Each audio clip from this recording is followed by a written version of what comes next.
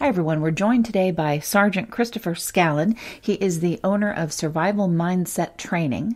He's a retired 24-plus year veteran of the Norfolk Police Department and holds a master's in psychology and a bachelor's in criminal justice. He is certified in critical incident stress management from the University of Maryland. He is the current director of public safety support for Chateau Recovery and the first responder outreach specialist for Evolution Way Recovery Centers. We're going to hear about his story today and why he has taken on the charge for working with first responders and their families and helping them through their mental health challenges. Thanks for joining us. I'm not the house of cards that falls down easily. Oh, I'm strong enough to handle what you throw at me. Welcome to Mental Health News Radio. I'm your host, Kristin Sunanta Walker. Just what are we going to discuss? The intimacy that is mental health. Let's continue to make it as comfortable as discussing brain health or heart health. This show has been on the air for several years and we have amazing co-hosts. And then we created a network of podcasters on mentalhealthnewsradionetwork.com, a place where every possible facet of mental well-being can be talked about openly. My show, after several hundred interviews, the format is this: intimate, deep, funny, touching, sometimes uncomfortable, but always vulnerable conversations with interesting people. The goal is to have you, our listening family, many of you who have become my good friends, feel as though you are listening in on private conversations. Thank you for tuning in and becoming part of this amazing journey with me and now with our network of podcasters.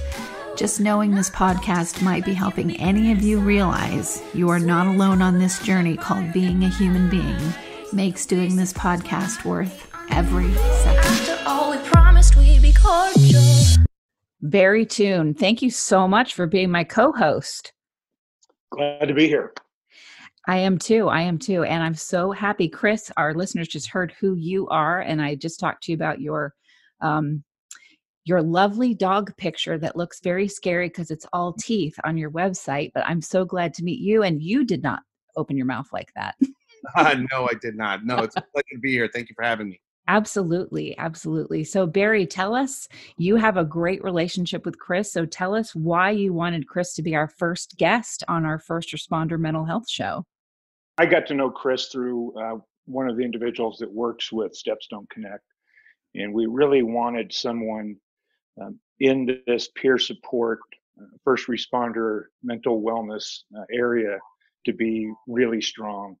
And Chris just checks all those boxes. I mean, we could go through his resume for an hour, but it's impressive. It's impressive what he does. I'm hoping he'll get a little bit today into his time with the Critical Incident Stress Foundation, some of the other things that he does. But because of his background as a first responder, and then his own personal experience, he has got a genuine passion for the wellness of other officers, of other first responders.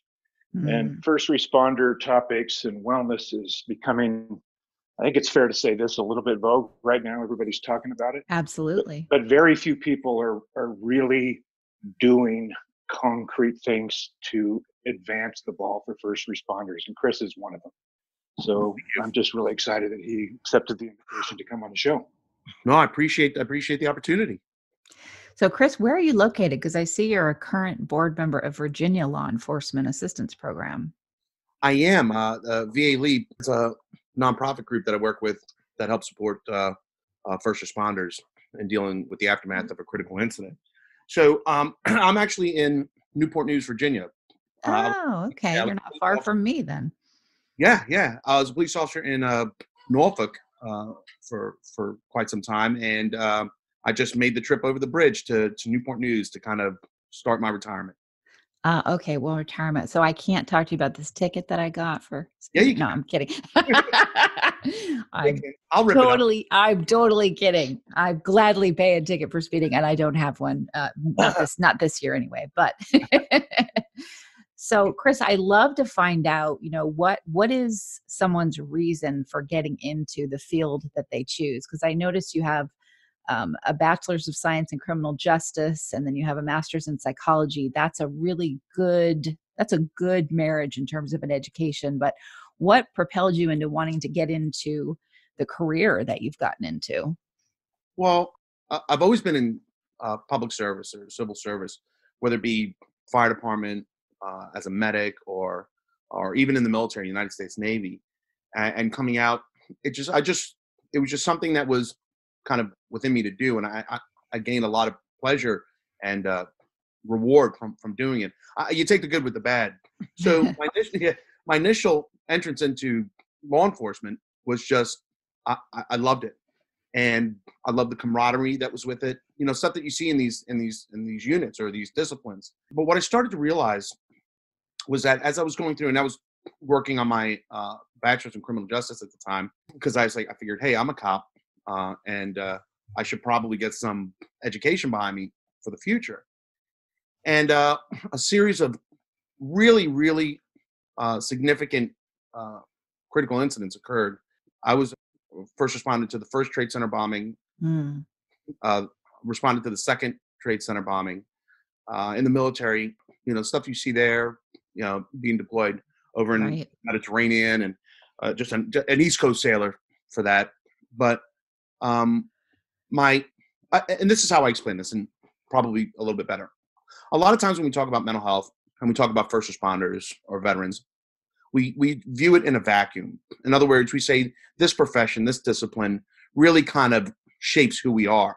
Mm-hmm. That's not wholly true. So I like to take the lens back a little bit further, because gender, race, ethnicity, region, where you've grown up, what your experiences are as a child greatly define who you are as a person later on in life. So while there's some good attributes that can follow you along the way and mature, there's also some pretty dark stuff that can happen.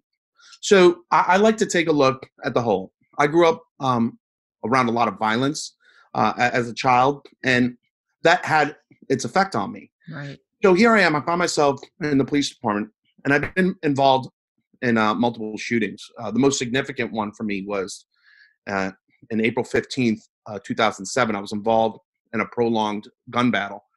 To give you some context, the national average of a duration of a gunfight between a police officer and somebody else is about 3 to 7 seconds. Mm. Well, mine lasted 15 minutes in a small, almost like convenience store setting. Wow. So it kind of put it to the extreme of exposures that most law enforcement that are involved in deadly force shootings are kind of, you know, it's a whole different animal in and of itself. Right. Probably felt like 15 hours. Yeah. Yeah. Oh my, yeah. So while in the immediate aftermath of that, the wheels fell off for me. I didn't sleep, I think, like the first week, and I wound up as a result of that last shooting, and a result of pretty much my history, I got diagnosed with post-traumatic stress disorder, right, with severe depression, with suicidal ideations. And what had happened was that in the years following the shooting, I attempted suicide 3 times, and I gotten to the point where I was sick and tired of being sick and tired.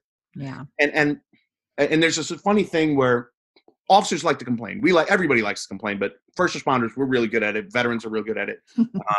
But there comes a certain point in time where it's just complaining.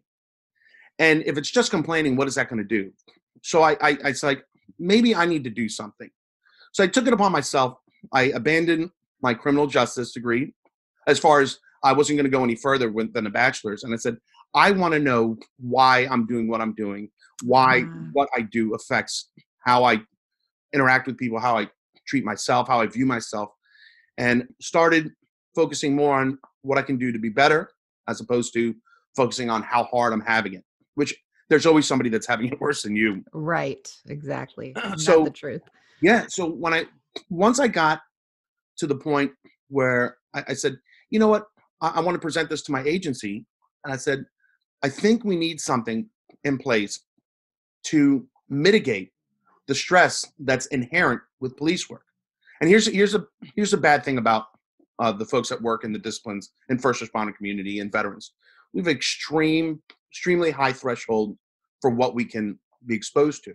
I mean, the average police officer within the first 3 years of his or her career is going to be witness to more violence than the average person does in their lifetime. Right. So if you take that into consideration, it's not a matter of if something happens, it's a matter of when something happens. So I wanted there to be places along the line. I view a career or how people respond to things on a spectrum.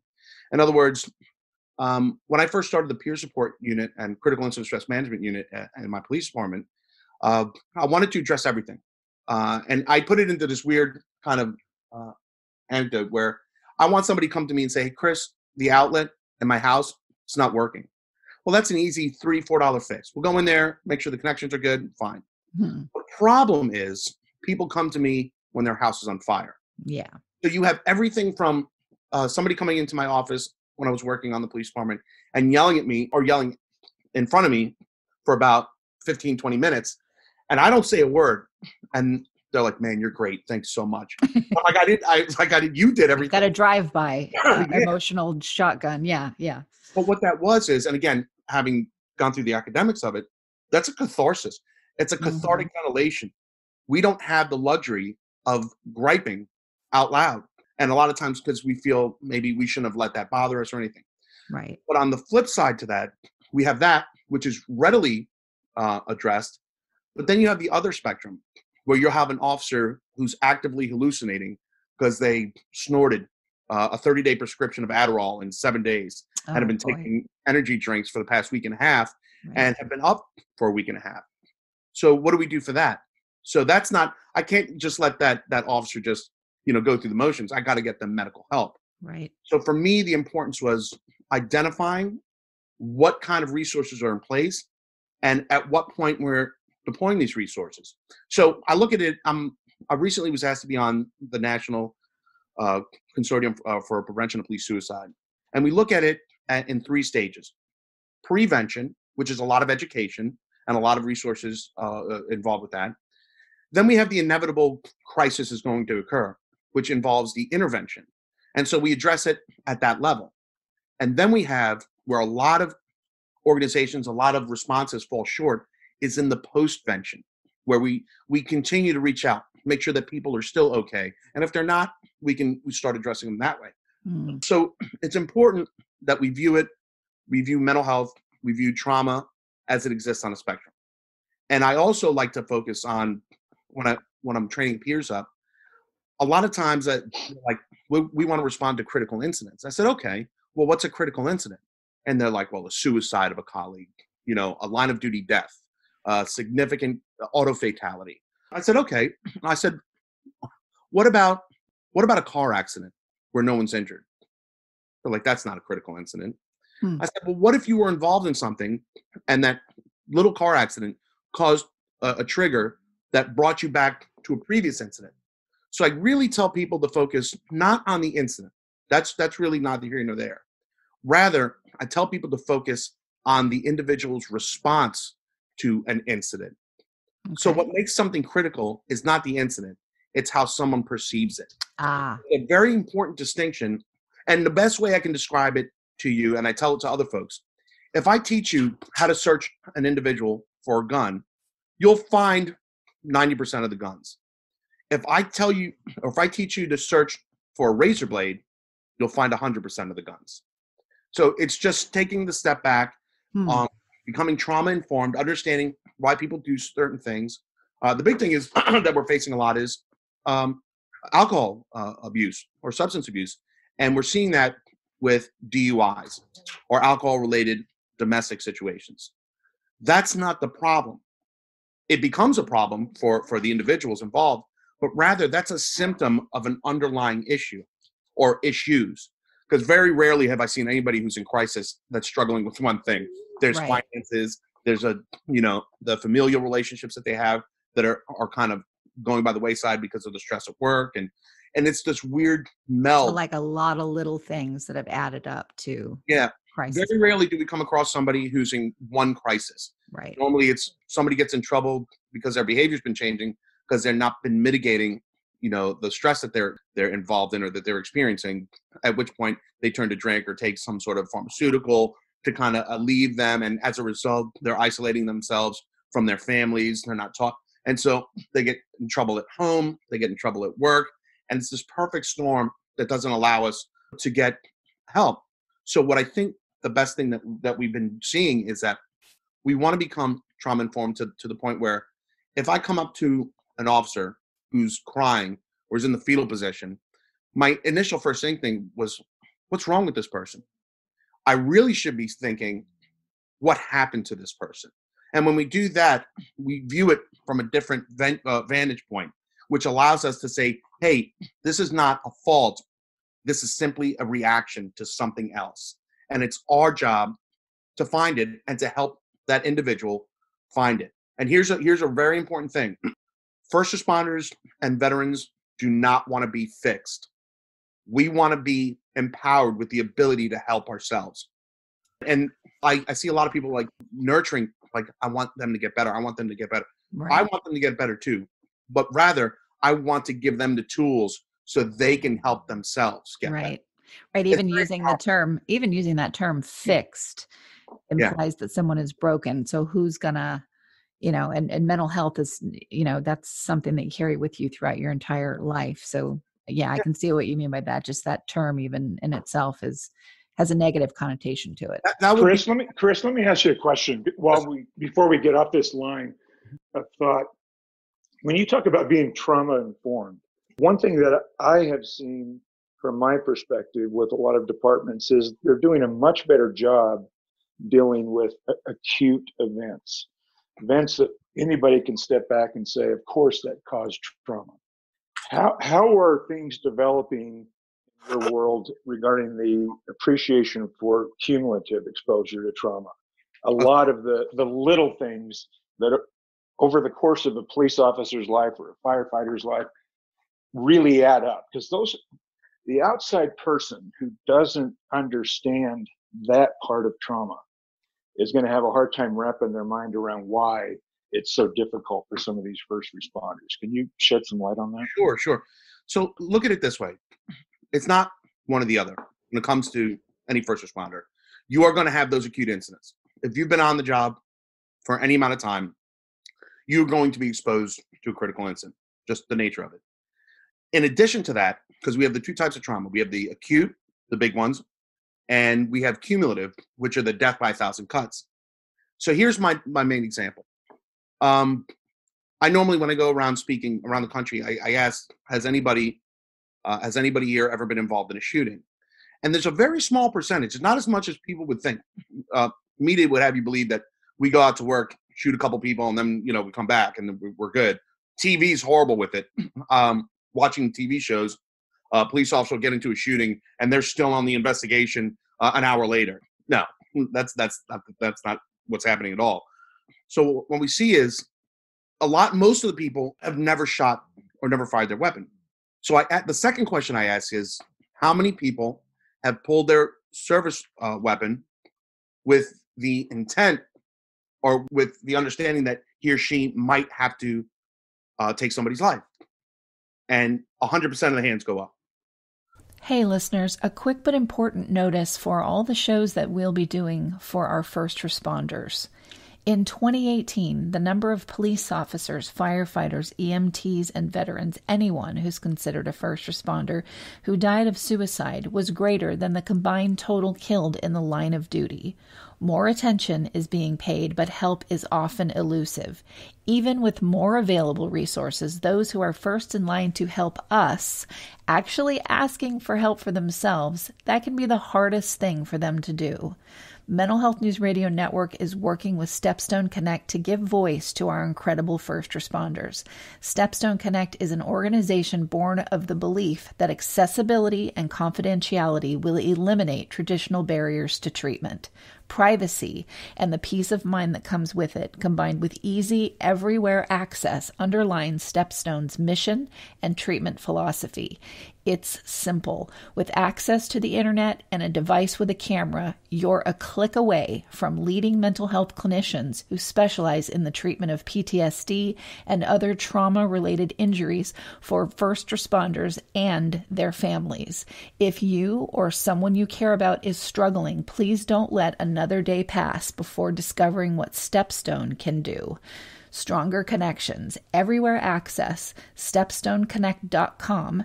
You can find out more by going to their website, stepstoneconnect.com, or call 800-495-3761. Now back to the show. So let's say I'm at work. I go around, guys fighting with his wife or spouse or a significant other, whatever, and I come in there and he's got a gun. So immediately, for my safety, I pull my gun, start issuing orders, commands, drop the gun, drop the gun, drop the gun, and then he drops the gun. That's a critical incident. He understands, or he or she understands, that the level of force or deadly force had the potential to follow or to play through. How many times, and by the way, physiologically, your body goes through the same thing whether you shoot somebody or you pull your gun. It's very significant. It's almost like you build this whole thing up, and there's a catharsis in shooting when pulling that trigger. It's like putting a exclamation point on the end of a sentence. Imagine getting to that point thousands of times in your career and nothing happens. It's very frustrating internally, and a lot of times when you see videos of law enforcement involved in shootings and all that stuff, you'll hear them scream an expletive, like, oh, beep, because for thousands of times, they pull their gun and people comply. And it's that minimal percentage that they're like, okay, we're going to do this. So there's that shock, that initial shock. But the other thing is, a lot of agencies will fall back on, well, we're understaffed. So how would you feel as an officer or a firefighter or soldier or sailor, whatever, and saying, hey, going to your supervisor, hey, I'm a little bit emotional today. I've had a lot of stuff going on at home and at work. I'd like to maybe take a breath. That is not a conversation that I have ever heard in my entire career, either in the military or in any other. No, that would not be. No. And the reason, it's twofold. It's two-sided. The individual that needs the break has shame that he or she can't handle this. Because we have this weird thing where we compare ourselves to other people, even though we're completely different. Like, well, we went to the call and didn't bother that guy. Why is it bothering me? Well, it's because we're different. We don't all take the same amount of medication for the same type of illness because we have different body types. Same as we have different understandings or different perceptions of how things go. It's understandable. So we have one side where they're like, listen, were you shot? Which is, I had an officer involved in a couple of near shootings where guns were out, but nothing happened. Bad people arrested. Everyone went home unharmed physically. Well, how many times do you think you'd be put in that situation before it starts to bother you? Now, let's take a look at something less violent towards the officer. So I work a lot with folks that are tasked with ICAC, or Internet Crimes Against Children, or sexual assault units and sexual assault investigators. How many times do you think you can interview or respond to a child that had been violently raped to the point where he or she needed to go to the hospital for several weeks or months or die? How many of those can you see before it starts affecting you? So here's the thing. As a sexual assault investigator or an ICAC investigator, do you go there, see a horrific thing, say, you know what? Can I take a break? They're going to be like, what do you mean take a break? This is your job. Right. They'll have other people that are getting hurt. So it's not always direct violence that starts getting us. Then we start seeing morale. Or if in my tenure, I've had several friends complete suicide that were police officers. And I remember that vacant feeling. Now, by the way, this is all happening while I still have to work, while I still am struggling with a previous marriage, while I'm still trying to figure all this stuff out.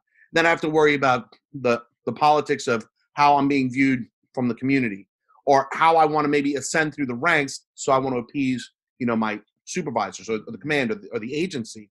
So you're kind of pulled in all these different directions, and you're walking a tightrope really with no net. Talk to most agencies.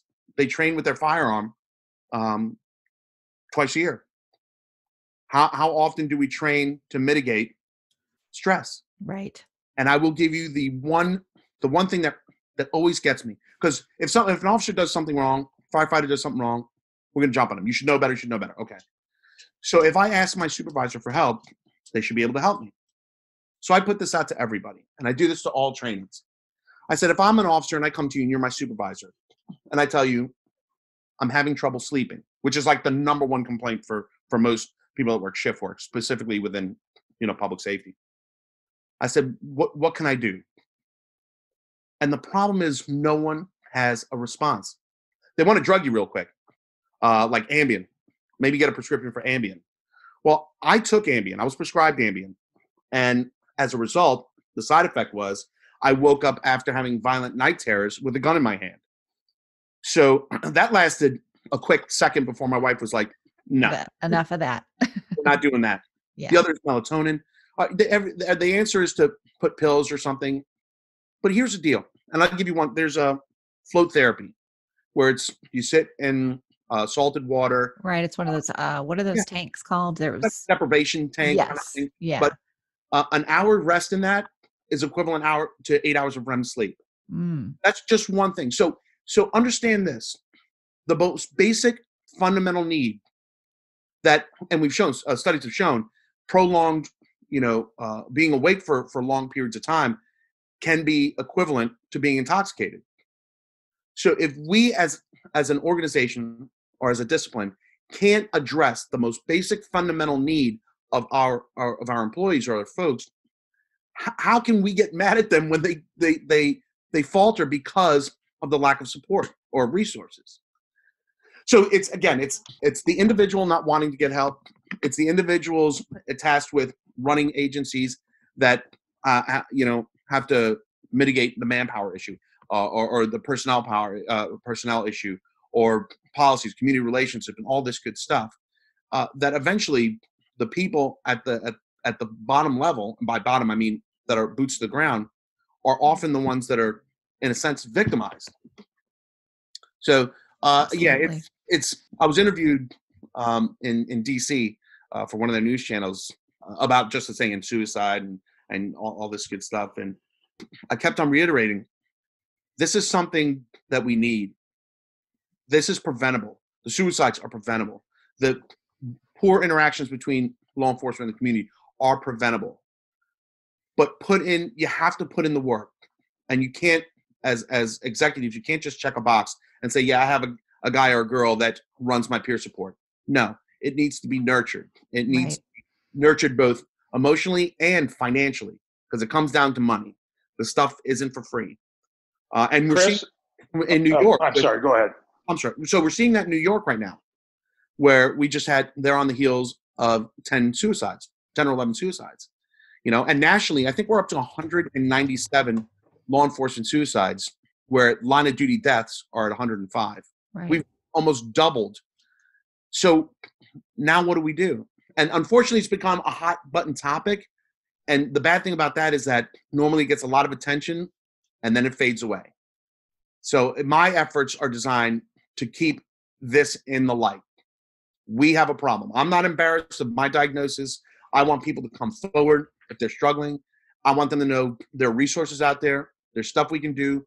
But the initial thing, the hardest thing we need to get over is reaching out, and that these organizations from the top down buy into it and really foster these.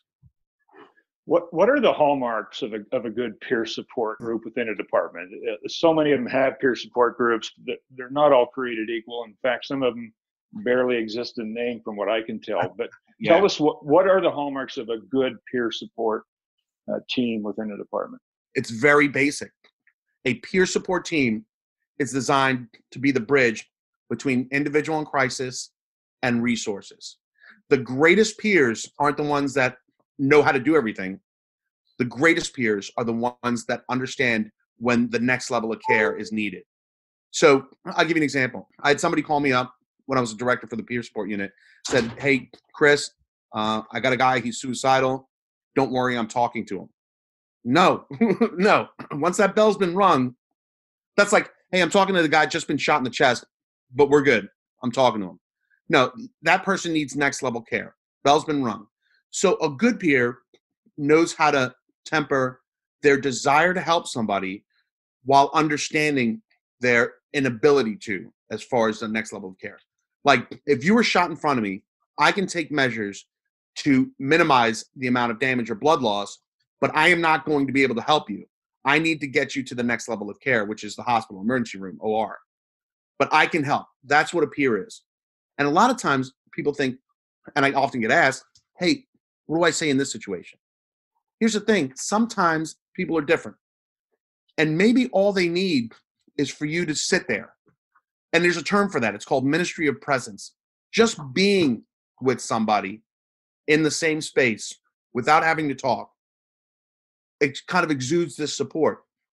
And if somebody wants to talk, you're there. So the big thing we have, the problems that I see from my point in peer support, everybody wants to do it for the wrong not for the wrong reason, but some people want to do it for the wrong reasons. A lot of people want to do it. Some people want to pad their resume for promotion. So they've checked that box, done all this stuff. And oftentimes you see the people that are really adamant about doing it are probably not the best pick. And unfortunately, some of the people that want to have nothing to do with it would make amazing peers, mentors. So it's a job to kind of feel this stuff out. And again, let's go even further. Once I find a really good peer, I work with an individual in Norfolk. He was my second. I say he worked for me, but we're two people, so we kind of worked together. I didn't really much play my rank into it. I mean, he was just as significant to the unit as I was, but he was in recovery. So I have to monitor him to make sure that he's not overstepping his abilities and then kind of relapse or falls back. So for me, I have all these things to kind of concern myself with. Who am I bringing in? Who that I brought in is being exposed to stuff that I maybe need to monitor? And who, if I brought in, is not doing something appropriate or needs to be trained? So there's all these different things. And the best way I've heard it described, when I was talking, my clinical director at the time, she heard all the stuff we were doing, and she's like, "Chris, you're flying the plane while you're building it," which is absolutely 100%. And we're going 100 miles an hour on fire. Absolutely. So really a good peer support unit is one that's humble. It's one that understands that they need to be vigilant in getting the best practices and getting on top of it. Because the worst thing I'll ever hear is, "Well, we've always done it that way." Well, it sucks. So let's do it another way and figure it out. Right. It's okay to be wrong as long as you have the same, desire to correct it. And have I always done the right thing? Absolutely not. Have I learned from my mistakes? Oh yeah. And every time I interact with somebody different, I learn something a little bit more about myself and about the issues that folks deal with. That's the humility piece that you're talking about. And that's really tough because when I think of any first responder, and I know this, I happen to have a front seat to it with the podcasters I have on my network and so on. So, and a lot of first responders in my family, you're brought into it, and there's a lot of ego stroking, a lot of pushing your ego. So unpacking that to get to humility, that's a tough job. And then you add anxiety, PTSD, depression, stress, especially from on the job. That ego, you fight to death for that ego. Yeah.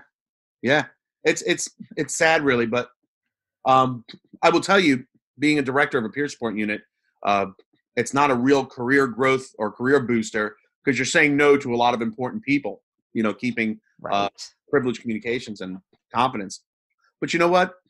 And this is going to sound very cliche, very corny, but it is the absolute truth. And I told this to my chiefs, who I am grateful that they gave me the opportunity to start this unit. But when I got here, I love the police department. I still do. I love the job, love the people.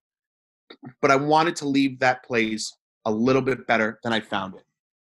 And I think, and I'm I'm grateful for the opportunity. I know it could have just as easily been like, no, and then I moved on. But my main goal was that I've been to those dark places.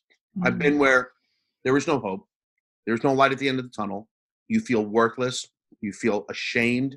You feel like you're a burden on everybody. Right. I don't ever, if I can do something to prevent somebody from getting all the way to that point, then it's a success. And for me, when somebody comes back and they're like, dude, Chris, thank you so much. I tell them, I said, it's not me that's doing it. I said, you're doing all the work. Right. But thank you for trusting me to help you get to where you need to get to. So for me, you can't put a price on that. I'm a billionaire in that kind of, context. Absolutely. Although financially, I am not with my retirement, but I hear you though. If we did this for money, which unfortunately there's a lot of places, lot of professional places out there that do this for money, and they capitalize on first responders who are struggling. Absolutely. But that's life. There's always going to be somebody to take advantage of, and always going to be somebody that's going to be willing to step up and do it. So. And I'll tell you what, now that I said this to all of the podcasters on my network, and I'll say it here too, because I know you've seen it in the first responder field, mental health is now, we've all worked so very hard to make mental health a mainstream topic. And now that it finally is, there's a lot of not great people cashing in. Yeah. Am I glad that it's mainstream? Yes. Now you got to deal with the other. And now that, first responders and getting support and awareness are, front and center more than they ever have been, I see the same thing happening there. So I'm glad that I'm glad that listeners know that they have a place that they can go to. Let's do that. Let's talk about, places that you tell people, hey, call this number or go to this website. What are some of those places for anybody that's listening? Yeah. So I'm a really big advocate for not sending people to places that you as a facilitator have not personally vetted. So I go to places. Chateau Recovery out in Utah. I've been able to send and facilitate a ton of first responders there with really good success. I love how just as you said that, somebody's computer appointment went ding. Oh. It was perfectly timed. Chateau Recovery. It's the world letting us know that was a great comment. We did not plan that, listeners, and we won't edit it out. So let's break down resources on the spectrum. The majority of EAPs or employee assistance programs are subpar. That's just it. Most organizations find the lowest bidder for people that are providing services, and all that is just you call them up, they give you 3 to 4 to 5 sessions, and then you're out the door. None of the EAPs that I've come across have all been involved in inpatient. Not everybody needs inpatient. Not everybody's at that point. It's good to have that. It's like the parachute or the flotation device in a plane. You're probably not going to need it. If you do, then that's kind of crappy, but we'll get through that at that point. But right. There's various levels. There's outpatient. There's just seeing a clinician. There's what I host with the Virginia Law Enforcement Assistance Program is what's called the PCIS. It's a post-critical incident seminar. And what that is 3 days where we're all together, a bunch of different police officers that talk about their different issues that they've seen, or if they've been involved in a shooting, or if they were witness to a fatality or something that's kind of sticking with them, that they're not completely they're not foregone. They're still able to work, do all that stuff, gives them a venue to unload that. And the Virginia PCIS model was modeled after South Carolina LEAP. So South Carolina LEAP helped establish the Virginia LEAP program. And as a result, we have Virginia LEAP, North Carolina LEAP, South Carolina LEAP. We have Texas LEAP, Arkansas, just started one in New York, Ohio. I mean, they're coming up all over the place. And they're these quick, quick addressing, like putting a Band-Aid on some stuff or cleaning up a wound and putting you back out there. Mm. But what it also does is enables us to identify people that need next level care. And so if that's the case, then boom, here's some of the resources. But one of the best resources I could give or I could promote out here, I was involved with, I was a fellow with Northeastern University and the International Association of Chiefs of Police. And we created what's called the Vicarious Trauma Toolkit. Now, the Vicarious Trauma Toolkit is broken up into a couple disciplines. Fire, EMS, law enforcement, and here's my favorite right now is victim advocacy.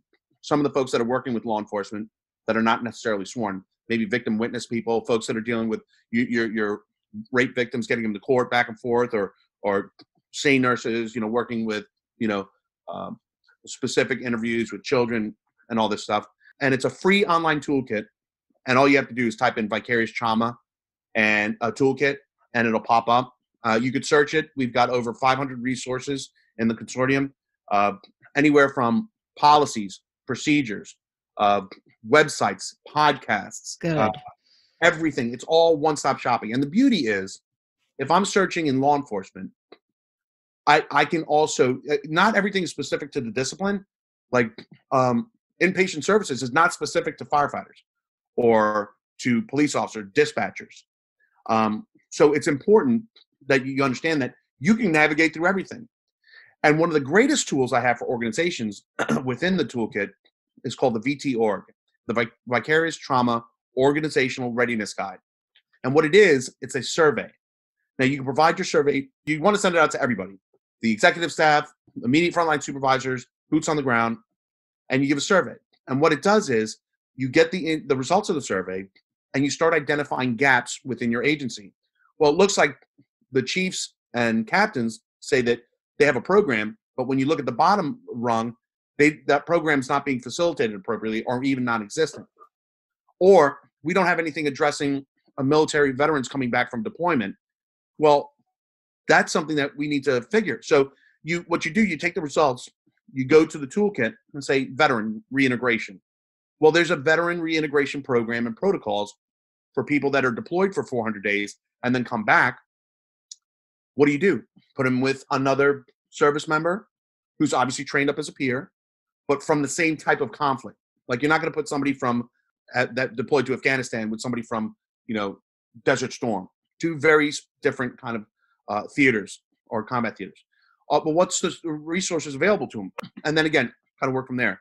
A really interesting one that came up was I had an officer that was struggling, and I think a supervisor had come up to me and said, hey, this female officer's not doing really well, but something's wrong. I don't think it's her being bad. I think something's going on. Well, come to find out, the officer was struggling with postpartum depression. So we provide resources, help them to get through what they need to get through. And this is my favorite part. It goes full circle. This officer now started a support group for officers with postpartum depression. Thank you so much to Barry and Chris for joining me on another episode of Mental Health News Radio. I want to make sure that you know where you can find out more information about Chris and what he does. His website is survivalmindsetconsulting.com. Thank you so much for joining us. Sometimes I'm passive aggressive, but never without good intentions. I heat up and act on my emotions. Thanks so much for listening to Mental Health News Radio. Our podcast can be found on iTunes, Stitcher, and hundreds of other podcast apps, or you can visit our website at mentalhealthnewsradio.com. If you have a question or would like to be a guest, become a podcaster on our network, or join the amazing organizations that help keep us on the air, please email us at info@mhnrnetwork.com.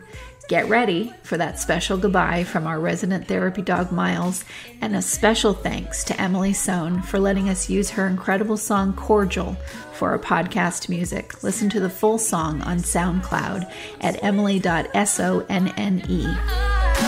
Don't be surprised when I don't hate on you. After all, we promised we'd be cordial. Sometimes in you I can fight it, but I'm opposing. Good boy.